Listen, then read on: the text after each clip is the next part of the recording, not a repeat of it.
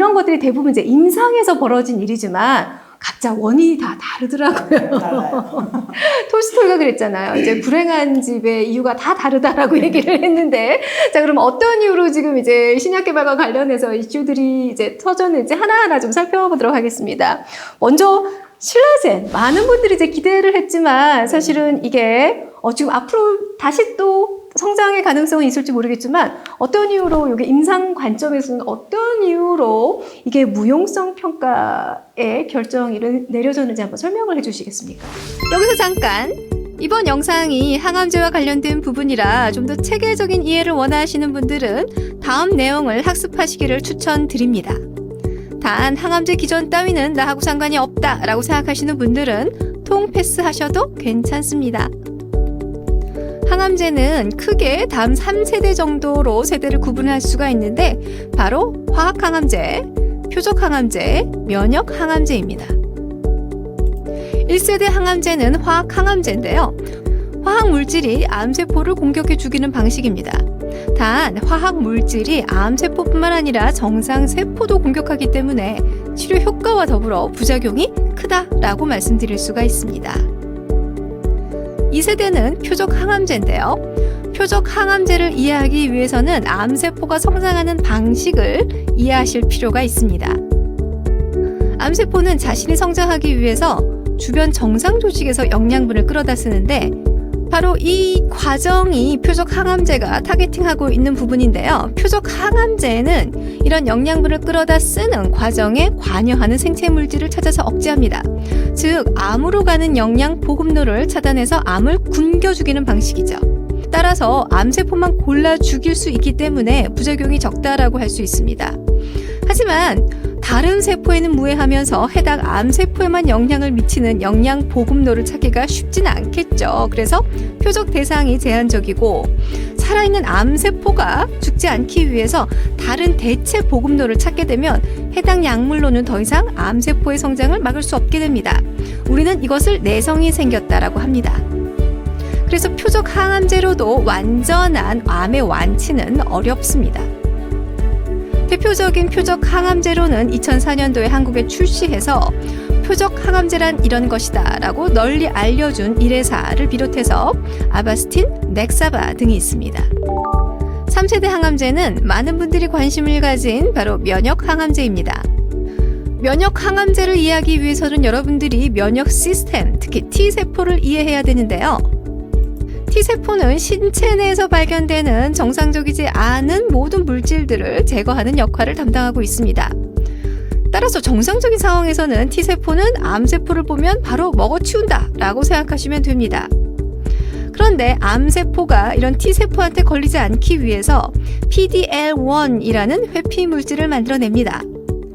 이 신기한 PD-L1이라는 거는 T세포 수용체 안에 있는 PD-1, 이름도 비슷하죠? PD-1이라는 것과 결합을 하게 되고 T세포는 그때부터 암세포를 정상적인 세포로 착각해서 공격하지 않게 됩니다.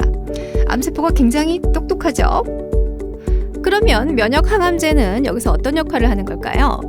면역항암제는 T셀의 PD-1에 달라붙어 T셀의 PD-1이 암세포의 PD-L1과 결합하지 못하도록 막습니다. 즉, 암세포의 PD-L1이 T세포의 PD-1과 결합을 못하기 때문에 이제부터는 T세포의 눈에는 암세포가 매우 먹음직스러운 물질로 보이게 되겠죠. 이 치료 방식은 환자의 몸속에 면역 체계를 활용하는 방식이기 때문에 부작용이 적고 만약 그 환자에게 적용이 가능하다면 생존율을 매우 높게 향상시킬 수가 있습니다. 하지만 이게 모든 환자들한테 드라마틱한 효과를 나타내는 것은 아닙니다. 바로 환자들의 생체 지표에 따라서 치료율의 차이가 있는데 그래서 치료에 반응하는 환자들의 공통적인 생태 지표를 분석해서 이 약물이 어떤 환자들에게 반응하는지를 찾아내야 될 필요가 있습니다. 그래서 어떤 특정 약물이 제대로 치료에 적용되기 위해서는 수많은 임상들을 거칠 필요가 있다라고 말씀을 드릴 수가 있겠네요. 이렇게 기대되는 면역 항암제 중에는 옵디보, 키트루다, 임핀지, 티센트릭 등이 있습니다. 그리고 아직 세대로 구분이 되진 않지만 바이러스 항암제라는 것이 있습니다. 오늘 이야기할 팩사백도 아마 이 바이러스 항암제 중에 하나라고 얘기가 되고 있는데요. 바이러스 항암제는 헤르페스 바이러스를 기반으로 정상세포가 아닌 특정 암세포에서만 증식하도록 유전자를 변형한 것입니다. 어떻게 보면은 바이러스를 우리 용병처럼 고용해서 암세포를 공격해 라고 하는 방식인데요. 만약 용병들이 제대로 똑똑하게 암세포를 구별해낼 수 있고 제대로 공격해서 이겨낼 수 있다면 아주 효과적인 방식이 될 수 있을 것 같습니다. 최근에 많은 항암제의 효과를 증명하는 방식은 그 약물 하나로 치료 효과를 증명하는 방식도 있지만 서로 다른 기전을 가진 항암제를 2가지 또는 3가지를 병용 투여했을 때 그 치료 효과를 어느 정도나 올릴 수 있는지에 대한 임상도 많이 진행되고 있습니다. 최근에 많이 진행되는 임상의 디자인으로는 표적 항암제와 면역 항암제의 병용요법, 그 다음에 화학 항암제와 면역 항암제의 병용요법 등이 굉장히 다양하게 시도가 되고 있는데요. 바이러스 항암제의 경우에도 표적 항암제와의 병용 또는 면역 항암제와의 병용 아주 다양한 가능성을 고려할 수가 있을 것 같습니다. 자, 여기까지 제가 참고 자료를 말씀드렸고요. 이제부터 다시 인터뷰 들어보도록 하겠습니다. 사실 이 신라젠이 이제 팩사백 임상시험의 경우에는 이 팩사백이 암 환자를 치료할 수 있다, 항암제다라고 하는 그런 단독으로 쓰이는 것보다도 지금 그 넥사바라고 하는 기존에 허가받은 항암제로 허가받은 약이 이제 그 암 환자한테 쓰여졌을 때 실질적으로 한 30% 40% 이제 기존에 치료하는 치료율이 있어요. 근데 그거를 높이기 위해서 시너지 효과를 하기 위해서 팩사백을 같이 신라젠 약을 같이 더한 것이 이 기존의 항암제만 쓴 거에 비해서 효과가 더 높다라는 거를 입증하고 싶었는데 이 원래 일반적으로 2가지 약을 쓰게 되면 1가지 약을 쓴 것보다는 효과가 높아야 된다, 좋아야 된다라는 게 일반적이죠. 그래서 그런 컨셉으로 임상시험 디자인이라고 임상시험을 계획했습니다. 그런데 실제적으로 이 환자들한테 암 환자들한테 써보니까 2개 쓰나 하나 쓰나 똑같이 치료가 된다라는 거죠. 똑같은 퍼센트로 비슷한 퍼센트가 됐기 때문에 2개를 써도 만약에 30%가 효과가 되고 하나를 써도 30%가 효과가 있다라고 하면 그렇다라고 하면 효율적인 부분에서 2개보다 하나 쓰는 게 낫잖아요. 그러니까 이 추가된 하나는 효과가 없이 사용할 필요가 없지 않을까라는 것들의 무용성이라는 것을 얘기를 하게 되는 거죠. 네, 그렇게 되는 거고 이 그 신라젠 약 자체가 효과가 없다라고는 말을 할 수가 없는 부분이에요. 어떠한 이제 작용을 할지는 또 우리가 모르는 거고 지금 이 팩사백 같은 경우는 지금 실패한 것이 간암인데 아까 말씀드렸지만 이 바이오가 뜨는 이유가 이 암도 간암도요. 암이라는 질환 자체가 내 몸에서 유래된 거기 때문에 다른 감기나 이런 거랑 질환 자체가 다릅니다.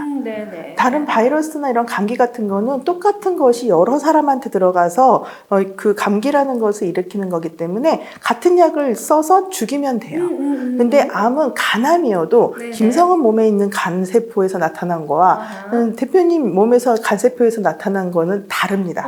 그래서 같은 항암제를 하더라도 효과가 없을 수 있고 있을 수도. 그래서 항암제는 보통 우리가 케미칼 아까 말했던 그런 감기나 이런 것들은 70% 80%의 효과가 있으면 약을 허가를 내주지만 항암제 같은 경우는 30-40%만 환자가 반응을 해도 허가가 났고 효과가 있다라고 우리가 얘기를 합니다.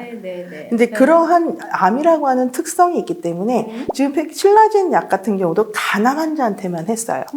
근데 이게 이 똑같은 약물이 유방암이나 대장암 환자한테 썼을 땐 또 다른 양상을 없다. 간암에서는 적어도 효과를 입증하지는 못했지만 이 그 항암제라는 것 자체 그리고 암이라는 자체가 아까 말씀 틀리기 때문에 A라는 환자한테는 효과가 100% 나타나는데 B라는 환자는 효과가 제로로 나타나는 그러한 경우가 굉장히 많습니다. 그래서 저희가 이제 아까 말씀드린 바이오라고 하는 것이 그렇게 환자의 인디비주얼 그러니까 개인의 스페시픽한 그런 환경에 맞춰져 있는 약물을 개발할 수 있는 것이 바이오라서 저희가 바이오를 좀 생각을 하는 거고 그리고 이제 이 항암제도 특히나 개인에 맞춤 의학이 돼야지 되지 않겠는가 가에 대한 부분이 요즘에 계속 대두가 되고 있는 부분이기 때문에 사실 이거는 이 신라젠 같은 경우도 네, 조금 아직 진행 중이다. 네. 간암에서는 실패했을 수 있지만 다른 기관에서 임상이 나오면 어떻게 되는지는 사실은 모른다. 사실 최근에 가장 각광받고 있는 옵디보 같은 경우도 실제 그게 효과가 있는 사람과 그렇지 않은 사람의 유전자형이 다르기 때문에 이제 그런 것들을 미리 분석해서 당신은 옵디보가 굉장히 효과적일 거예요. 또는 당신은 먹어봤자 효과가 없어요. 라고 미리 이제 구분을 하고 예측을 하고 치료가 진행이 됩니다. 이것처럼 어쩜 이제 이 약물 자체도 아직까지 전체적으로 이 약이 어떤 사람한테 또는 어떤 암에 적용될지는 사실은 미지수기 때문에 일단은 진행 중이다. 근데 이제 사실 임상시험 특히나 항암제 같은 경우는 약을 개발하고 임상하는 거에 비용이 엄청나게 많이 듭니다. 실제로 이제 비용이 많이 드는 거는 암이 없어졌다, 암이 치료가 됐다라는 걸 확인하기 위한 검사 방법이 혹시 PET-CT라고 하는 거, CT, MRI 이런 걸 들어보셨을 거예요. 근데 그것이 기본적으로 임상시험에서 사용하면 한 번 할 때마다 100만 원, 200만 원 이렇게 되는데 그러다 보니까 환자 한 명당 몇 천만 원의 이제 임상시험 비용이 들어가다 보니까 그 개발하는 신라젠도 사실은 지금은 굉장히 유명한 회사지만 작은 그 벤처에서 시작한 회사거든요. 그러다 보니까 이러한 많은 고비용을 들여서 임상을 할 만한 그런 여력이 사실 처음부터는 없는 거죠. 그래서 이렇게 이제 가능성이 있는 타겟되는 간암의 환자 몇 명한테만 하는 거죠. 근데 사실 원래는 임상시험이라고 하는 거는 어떤 환자, 어떤 환경이 있는 환자한테 사용되는 게 좋은지를 알기 위해서 여러 경우의 수에 있는 환자들한테 다 사용을 해보는 게 가장 좋죠. 그래서 그렇겠죠. 효과 있는 사람들만 뽑아가지고 그 사람들한테 허가를 하게 해주는 게 좋겠죠. 그런데 그러기에는 너무 많은 비용과 시간이 소요가 되기 때문에 그리고 그 환자에게는 본인의 생명과 관련된 부분이기 때문에 실제로 쉽게 시도할 수 없는. 그런데 여기는 이제 신라젠 같은 경우는 1차로 이제 우리가 간암에 대해서 진행을 했었고 넥사바랑 같이 병영투여하는 거에 대해서 계획을 했는데 이게 운일 수도 있고요. 진짜 효과일 수도 있는데 효과가 없을 수도 있고 진짜. 근데 아니면은 잘못 셀렉이 되어 있는 분야일 수도 있고 그런 부분이 있을 것 같습니다. 전 개인적으로 궁금한 게 사실은 넥사바 같은 경우는 글로벌리 간암에 가장 입증된 약물이기도 하는데 어떻게 보면은 이 약을 기존에 이제 투여받는 사람에게 하나 얹었을 때 더 좋아라는 것을 입증하는 건 쉬운가요? 아니면 더 어려운가요? 어렵죠. 상당히 어렵죠. 그래서 이게 이제 넥사바 지금 말씀하신 넥사바는 이미 간암에 잘 듣는 약이에요. 입증된 약이죠. 입증된 약이에요. 그런데 거기에 이게 하나의 약물이 더 투여가 된다고 해서 5%, 10% 사실 항암제는 5%, 10%가 굉장히 효과가 차이가 많이 나는 거에도 불구하고 지금 이 팩사백만의 효과를 보기 위해서는 효과의 차이를 많이 보여야 되는데 그러기는 쉽지 않은 부분이 있죠. 만약 전무님께서 이 약을 맡으신다면 임상을 조금 더 다르게 디자인하셨을까요? 그렇게 크게 디자인을 다르진 않았을 것 같은데 좀 더 많이 고민은 해봤을 것 같습니다. 그리고 이제 넥사바에 이제 애드하는 그래서 이제 무용성이라고 하는 말을 하기 위해서 우리가 이제 유용성을 보기 위해서는 효과가 없는 넥사바조차도 효과가 있다라고 하기 어려운 암 환자한테 두 개를 같이 써봤을 때 효과가 있더라라는 거를 할 수 있도록 계획을 해봤으면 어땠을까. 근데 고민해보셨을 거예요. 아마 예산이 충분하지 않으셨기 때문에 이렇게 약간 고민 끝에 이렇게 딱 집으셨는데 일단은 다음 기회를 노려보시는 걸로. 네.